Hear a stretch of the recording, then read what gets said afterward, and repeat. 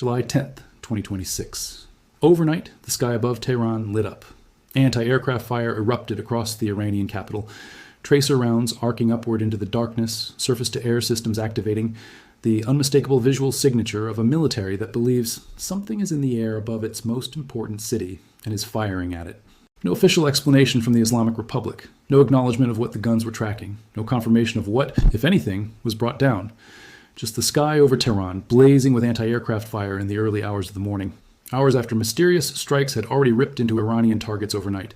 Strikes that no country claimed, and the pattern that now identifies Gulf state operations with more reliability than any press release. That is where things stand this morning. And the anti-aircraft fire is not even the most alarming development of the last 12 hours. Because while Tehran's air defense gunners were firing into the dark above the capital, a targeted assassination was being executed in Ahvaz. Armed gunmen who attacked IRGC and Basij forces at the funeral in Mashhad were making their escape. Confirmed kills behind them, captors failing to catch them.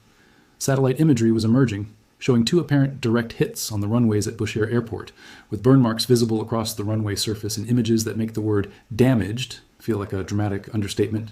And intelligence provided by Israel to the United States was identifying, by name, the IRGC General personally orchestrating the assassination plot against President Trump, a name that now sits at the top of a targeting study inside the U.S. government for an operation that, if it proceeds, will add another IRGC general to the list of people who were alive before this conflict and are not alive now.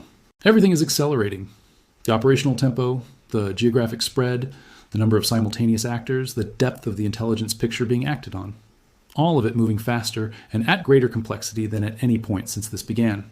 But let us back all the way up, because to understand what the anti-aircraft fire over Tehran is actually telling you, not the fire itself, but what the guns were tracking, and why what they were tracking matters more than the fire, you need to understand the reconnaissance logic driving the current phase of the campaign, and why a sky full of Iranian anti-aircraft rounds is, in a specific and important operational sense, exactly what the other side wanted to see. The pattern of this conflict has followed a sequence that becomes clearer in retrospect at each stage. The initial strikes targeted the Iranian air defense network, the radar installations, the surface-to-air missile launch vehicles, the command nodes that tie individual air defense systems into a coherent national air picture.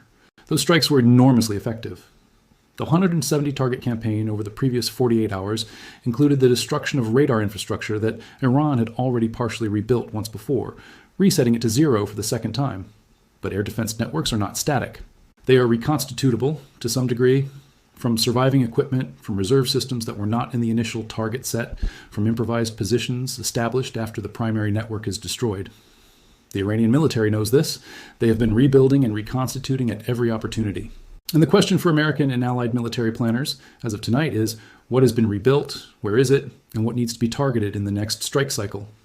The answer to that question requires reconnaissance. It requires flying systems over Iranian territory, or near enough to Iranian territory, to generate the signals intelligence and imagery intelligence that maps the current disposition of reconstituted Iranian air defense. And one of the most reliable ways to force an adversary to reveal the position and capability of its air defense systems is to probe with platforms that the air defense network feels compelled to engage. When the guns activate, they reveal themselves. The radar that tracks the incoming platform to generate a firing solution broadcasts its position to any signals intelligence collector in range. The surface-to-air missile launcher that illuminates its targeting radar to support an engagement gives away its location to every anti-radiation system in the area.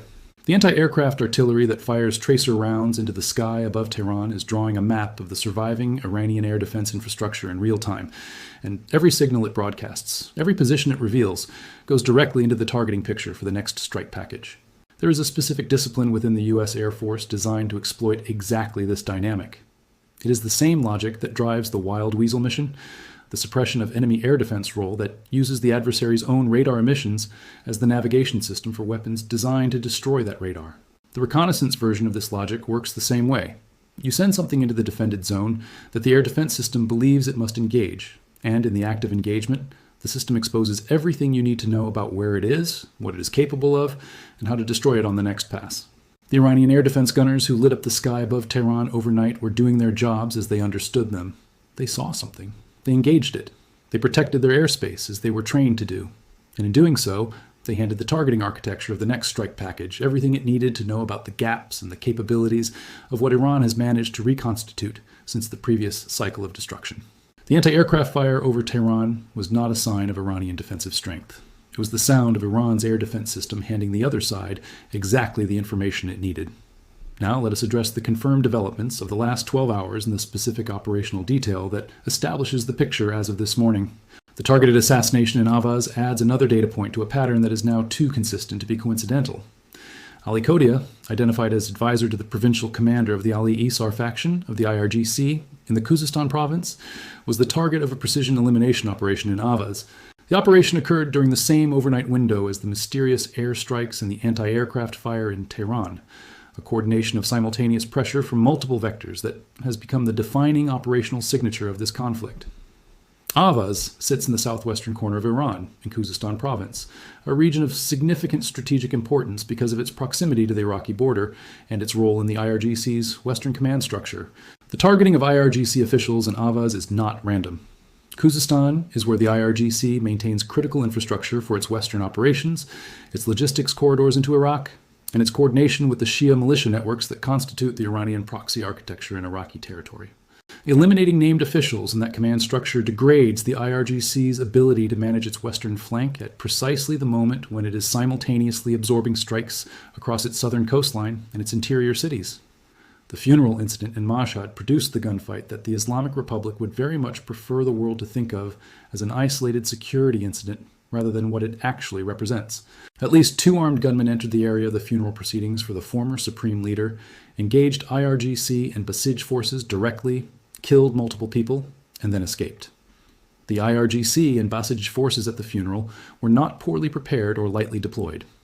The city had been placed on elevated security status for one of the most significant ceremonial events the regime has organized in decades, and the attackers fought through that security, inflicted casualties, and withdrew. The fact that the Islamic Republic state media has not reported the capture of the attackers and has been notably restrained in its description of what happened confirms what the operational pattern suggests. The attackers succeeded in what they came to do and got out. This is not the signature of opportunistic violence.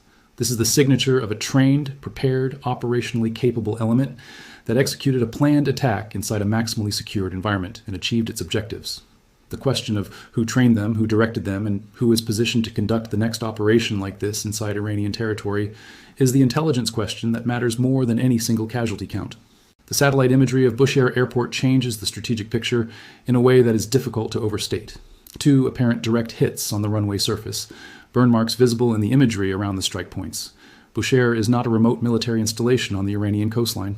It is a major airport serving one of the most strategically sensitive regions in the country, the same province that houses the Bushehr nuclear power plant and the surrounding infrastructure that gives the region its outsized strategic importance in the Iranian state apparatus. Cratering runways at Bushehr means that aerial logistics into and out of a region of critical strategic sensitivity has been degraded. Aircraft cannot land on cratered runways. Resupply by air becomes impossible. Reinforcement by air becomes impossible. The IRGC units operating in and around Bushehr province are now operating without the aerial logistics support that a functional runway provides, in the middle of a campaign in which they are simultaneously under missile attack, facing naval pressure in the Gulf, and dealing with command fragmentation caused by the elimination of senior leadership across multiple tiers.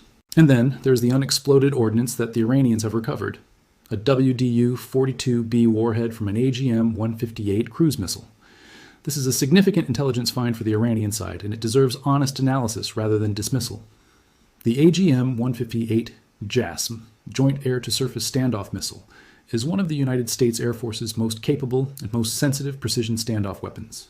When a JASSM fails to detonate after impact and is recovered intact, the adversary gains access to the warhead design, potentially to the guidance system components, and to a physical example of the weapon that their engineers and intelligence services can study in detail.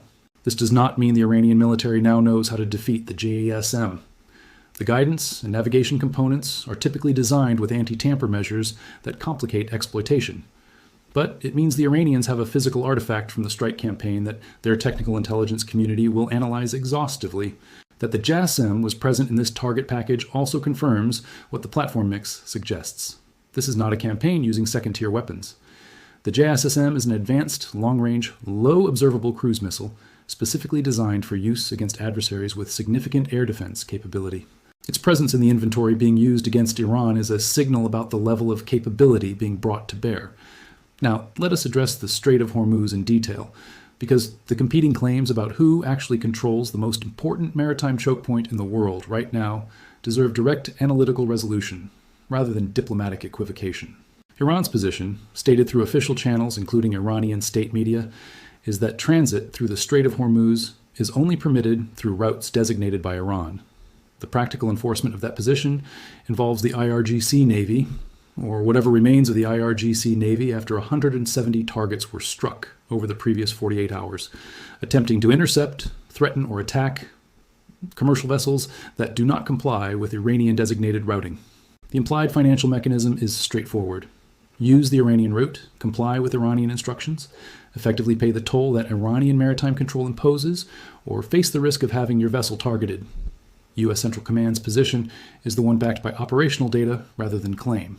Since the beginning of May, American forces have facilitated the successful transit of more than 800 commercial vessels through the Strait of Hormuz and enabled the movement of 380 million barrels of crude oil through the international trade corridor. 800 vessels, 380 million barrels. Those are not estimates or projections. Those are documented transits of the world's most strategically critical maritime choke point, completed under American naval protection, in defiance of Iranian claims to control the passage. Read that again, because those two numbers are the honest answer to every Iranian statement about controlling the strait. 380 million barrels of crude oil have moved through the Strait of Hormuz since May, despite active Iranian attempts to prevent it because the United States Navy is there. 800 commercial vessels have completed that transit despite IRGC drone and missile attacks on commercial shipping, because CENTCOM has made it operationally clear that the strait is not an Iranian lake. The Iranian claim to control the Strait of Hormuz is a claim. The 800 vessels and 380 million barrels are a record. The gap between those two things is the operational reality of who actually controls the strait right now. But there's a complication in the current picture that the CENTCOM numbers do not fully capture. The Joint Maritime Information Center advisory that accompanied CENTCOM's statement noted that the expanded southern transit corridor remains open and available to commercial traffic, but simultaneously cautioned that additional routes are available without American escort, and that those routes carry elevated security risks. The practical effect of this warning on shipping behavior is visible in the traffic data. Commercial shipping in the past 24 hours has overwhelmingly favored the Iranian traffic separation scheme, with only 10 completed transits recorded through the corridor over that period. 10 ships, in 24 hours, through the most important maritime choke point in the global oil market. The reason shipping is using the Iranian route is exactly what it appears to be. The Iranian route, for all its political costs, offers something the commercial shipping industry values above almost everything else: predictability. If you use the Iranian designated route and comply with their protocols, the probability of your vessel being attacked drops dramatically. It is a toll. It is coercive. It is exactly the fiefdom logic that the IRGC has been operating for years. But for a commercial shipping company calculating insurance premiums, freight contract obligations, and crew safety, the certainty of an unattacked passage through the Iranian route competes seriously with the uncertainty of the alternative corridor where American protection is available, but Iranian attack is still possible. The fact that 10 ships use the corridor in 24 hours, rather than a number that reflects the normal commercial traffic through the strait, tells you that global shipping companies are still calculating that Iranian violence is a more credible near-term threat than American guarantees are a sufficient counter. That calculus will change as the IRGC's maritime strike capability is further degraded by the ongoing campaign. But right now, today, commercial shipping is paying the Iranian toll, and that revenue, flowing to an institution whose oil sales have just been legally frozen by Treasury action, is not trivial. Now, let us address the intelligence picture that is the most consequential development of this entire overnight window: the identification of the specific IRGC general personally directing the assassination plot against President Trump. Israeli intelligence provided to the United States government has named IRGC General Ahmed Vahidi as the orchestrator of the assassination plot targeting the American president. This is not an anonymous tip, not a speculative assessment, not a sourced to unnamed officials claim. It is a named attribution from an allied intelligence service, shared through official channels with the U.S. government, identifying a specific individual in the IRGC command structure as the person who has ordered a subordinate element of the IRGC Quds Force to execute an operation against the life of the sitting American president. One branch of the Quds Force has reportedly been specifically ordered by Vahidi to carry out the operation. Read the operational weight of what that means. The Quds Force, the external operations arm of the IRGC, the organization responsible for managing every Iranian proxy force, Every foreign assassination operation, every covert influence campaign that the Islamic Republic has conducted outside its borders for decades has been given a specific operational order by a named general to kill the President of the United States. Not threaten, not pressure. Kill. And the response from the U.S. government, according to the same reporting that carried the Israeli intelligence disclosure, is that American planners are now studying options to target Vahidi, to eliminate the general personally, in what would be a direct continuation of the leadership targeting that has already removed 2 tiers of Iranian leadership structure and is now working through the 3rd. Vahidi is not a peripheral figure. He is not a regional tactical commander managing fast attack boat operations or coastal radar networks. He is a senior strategic architect, the kind of IRGC general whose institutional function sits at the intersection of military planning, intelligence coordination, and ideological direction for the organization's external operations. His history inside the IRGC includes deep involvement in the most consequential covert operations the organization has ever conducted. That a figure of his seniority and his institutional role is now the named director of an active assassination plot against the American president is itself a signal about how far up the IRGC's command chain this operation has been authorized. This is not a rogue faction acting outside official sanction. This is an operation ordered by a general of Vahidi's standing, which means it has been authorized at a level above him in the remaining Iranian command structure, or it reflects a command structure so fragmented that a general of his standing can issue Quds Force operational orders without central authorization. Both of those possibilities are deeply alarming for different reasons. The $100 million bounty offered by Iranian state-linked sources for the killing of Trump is the public face of this operation, the performative, crowdsourced version of what Vahidi is managing through official IRGC channels in parallel. The crowdsourced bounty generates headlines. It generates the effigy burning footage from the Mashhad funeral. It generates the state media clips with the signs offering 9-figure rewards. But the crowdsourced bounty is not the operational threat. The crowdsourced bounty is propaganda designed to create a public atmosphere of hostility around the target. The Vahidi order to the Quds Force is the operational threat, and the difference between those 2 things is the difference between a protest sign and a weapon system. The United States government's response to the Vahidi intelligence is consistent with the pattern of the entire conflict. Study options for targeting, then exercise those options with precision. The campaign has already demonstrated that the targeting of named individuals with specific positions in the IRGC command structure is operationally feasible, has been executed multiple times, and produces results. Vahidi's public profile, his role as a senior and named IRGC general, and the specific attribution by Israeli intelligence make him the next logical step in the sequence that has been running through IRGC leadership for weeks. The question is not whether the U.S. is considering targeting him. The reporting confirms that study is underway. The question is timing and method, and given the operational tempo of the last several days, that question is likely to be answered in hours rather than days. Now let us examine the 3 simultaneous pressure tracks operating against Tehran this morning, because the picture has evolved in ways that require updating the analysis at each track. The military track has entered a new phase that is qualitatively different from everything that preceded it. The previous phases focused on destroying Iranian air defense capability, striking coastal military infrastructure, eliminating IRGC naval assets, and establishing air superiority over the contested zones. The current phase, the drone reconnaissance over Tehran, the anti-aircraft fire that gave away surviving air defense positions, the satellite imagery of cratered runways at Bushehr, the continued targeting of IRGC officials in interior cities, is the preparation phase for the next major strike cycle. The reconnaissance campaign does not announce itself. It does not claim credit. It simply flies and watches and records what Iran's surviving air defenses reveal about themselves in the act of reacting to what they cannot fully identify. When the targeting picture generated by that reconnaissance is complete, the next strike package will be more precise, more comprehensive, and more devastating than what preceded it, because it will be informed by the real-time disposition of what Iran has managed to reconstitute in the intervals between strikes. The intelligence and covert action track is now operating with a visibility and a tempo that suggests it has been running in parallel with the military campaign all along, and is now entering a phase where its operations are producing results fast enough that they are surfacing in public reporting before the Islamic Republic can contain the information. The Ahvaz assassination, the Mashhad gunfight and escape, the Vahidi attribution, the Israeli intelligence sharing about the Trump plot. All of these are products of an intelligence campaign that has penetrated the IRGC's operational security to a degree that should alarm every surviving IRGC commander who has not yet been targeted. The message being sent through these operations is not subtle. The intelligence picture is comprehensive enough to identify you by name, to find you where you are, and to send something to the address where you're located.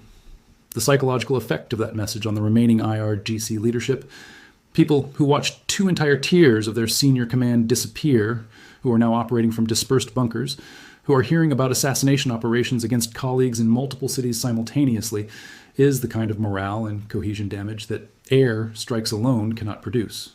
The financial and strategic isolation track has reached a point where the Islamic Republic's remaining relationships of real value can be counted on 2 hands without using all the fingers. The U.S. Treasury has revoked the general license for Iranian oil sales. The Arab states have joined the military campaign. NATO has aligned with the American position. The Trump-Netanyahu relationship is coordinated and communicating at the highest level. And Iran's 2 remaining diplomatic lifelines, Qatar and Pakistan, are under different kinds of pressure that neither can fully absorb indefinitely. Qatar continues to absorb Iranian drone strikes while simultaneously functioning as a ceasefire intermediary, a position that becomes politically and operationally untenable at some threshold that may be approaching. Pakistan, the nuclear-armed neighbor that Iran has carefully avoided provoking, watches the situation in the region with calculations of its own that are not fully aligned with Iranian interests, even if they are not yet aligned against them. The Turkey dimension that is developing in the background of this conflict deserves direct attention, because it is the regional wildcard that the current analytical focus on Iran may be underweighting. Reports emerging today indicate that Turkey may be preparing to transfer its S-400 surface-to-air missile system, purchased from Russia, the purchase that led to Turkey's removal from the F-35 program, to the UAE or Qatar in exchange for the United States agreeing to readmit Turkey into the F-35 program and deliver the aircraft. This is a deeply consequential potential transaction that operates at multiple levels simultaneously. At the military level, the S-400 entering UAE or Qatari inventories would represent a significant capability addition for 2 states now actively involved in striking Iranian military targets. Though the operational integration of a Russian origin system with American standard military architecture is a complex problem that does not resolve quickly. At the political level, Turkish willingness to divest the S-400 represents a potential significant realignment of Ankara's relationship with the American-led alliance structure in the region, and given that the Netanyahu-Trump call specifically addressed Erdogan's statements about regional ambitions, the timing of this S-400 development is not incidental to the broader strategic picture. At the intelligence level, transferring the S-400 out of Turkish inventory and into a partner state's hands resolves, at least partially, the American concern that Turkish operation of a Russian radar and missile system gave Moscow a window into NATO air operations. The full implications of this transaction, if it proceeds, reshape the regional military balance in ways that will take months to fully understand, but that are already significant enough to be generating high-level diplomatic communication between Washington and Tel Aviv. Now let us go inside the Iranian command structure as it exists this morning, because who is actually making decisions in Tehran right now, and on what information, from what physical location, with what remaining capability, is the analytical question that everything else depends on. IRGC General Ahmed Vahidi, now named as the orchestrator of the Trump assassination plot, represents a specific type of figure within the IRGC hierarchy. He is not a frontline operational commander in the conventional military sense. He is a senior strategic figure, the type of IRGC general who operates at the intersection of military planning, intelligence coordination, and political ideological direction. His role in ordering a Quds force branch to conduct an assassination operation against the American president is consistent with the function that officers at his level perform, directing the covert and external operations that give the IRGC its capabilities beyond the Iranian border. The fact that he is willing to order this specific operation at this specific moment, when the IRGC has already lost named brigadier generals to precision strikes, when the command structure is dispersed underground, when the military capability of the organization has been substantially degraded, tells you something important about the psychology of the faction he represents. This is not the decision of an institution managing a crisis while preserving its options. This is the decision of a faction that has concluded the confrontation is existential and is committed to the most escalatory action available to it, regardless of the consequences. And the consequences of an attempted presidential assassination, if it proceeds, would be of a magnitude that even the hardline IRGC faction must understand. Trump himself has said the U.S. response to an assassination attempt on his life would be unlike anything the world has seen. The operational response to an attempted or successful attack on the American president by an IRGC-directed operation would remove every remaining restraint on the target set in Iran and would likely bring direct and immediate escalation to every remaining major Iranian military and leadership target that has not yet been struck. The IRGC faction ordering this operation is not calculating that it can succeed and survive the aftermath. It is calculating that the operation itself, the attempt, whether successful or not, serves the institutional interests of the hardline faction in ways that the rational analysis does not capture. And that calculation is the most dangerous thing in the current picture, because rational deterrence does not work on an actor that has moved past rational deterrence calculation into something that looks more like institutional martyrdom logic. The honest strategic assessment of where things stand this morning is that the conflict has entered a phase characterized by maximum multi-actor complexity. Military strikes from American platforms, Gulf state platforms, Israeli platforms, covert ground operations by internal and external actors, a drone reconnaissance campaign over Tehran that is mapping surviving air defenses in real time, an intelligence-driven assassination targeting study focused on a named IRGC general, and a Strait of Hormuz situation in which Iran's claims and the operational reality of commercial shipping behavior are both partially true in different timeframes. That complexity is not a sign of strategic stalemate. It is a sign of a campaign that has successfully degraded the adversary's ability to respond coherently at any single vector while being attacked at all of them simultaneously. The Iranian military that existed at the start of this campaign was capable of mounting a coordinated multi-domain response to pressure. The Iranian military, as it exists this morning, its command structure fragmented, its named generals being killed in their cities, its air defense system revealing itself to reconnaissance assets in the act of defending Tehran, its coastal infrastructure systematically destroyed, its IRGC officials hunted in Ahvaz while its capital's sky is mapped from above, cannot do that anymore. It can generate noise, it can launch drones at civilian targets, it can issue bounty amounts and burn effigies. What it cannot do is generate a coherent, coordinated military response that changes the operational trajectory of what is happening to it. The structural risk embedded in all of this remains the same variable that has been present since the first strike. An IRGC that cannot win the military confrontation, but still possesses the capability to conduct the kind of spectacular, catastrophic action. A presidential assassination attempt, a mass casualty strike against a population center, an attack on nuclear infrastructure in the region that resets the entire strategic context in ways that are not predictable from the current picture. General Vahidi's alleged assassination order is the clearest expression of that risk that has emerged so far in this conflict. And the fact that U.S. planners are now studying options to eliminate Vahidi suggests that the risk is being treated with the operational seriousness it deserves. The sky above Tehran lit up overnight. Anti-aircraft rounds rose into the darkness, tracking something that was either not there or was there and did not come down, and in the act of firing at it, gave away the position of every surviving air defense system that activated. The gunners who fired those rounds believed they were defending something, and they were right. They just were not defending it from the right direction.